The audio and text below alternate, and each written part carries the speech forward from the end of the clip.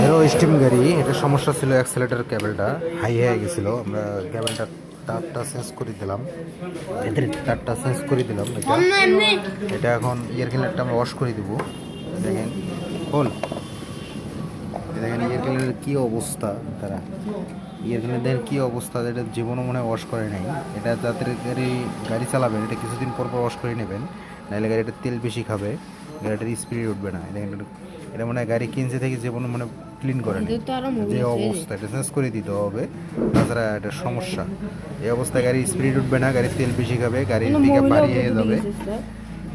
তাতে গাড়ির নতুন গাড়ি চালান কিন্তু কিছুদিন পর পর ওয়াশ করে নেবেন এটা, তাহলে গাড়িটা চলে মজা পাবেন, গাড়িটার তেল সার্ভিসও ভালো থাকবে, গাড়িটার রানও ভালো থাকবে।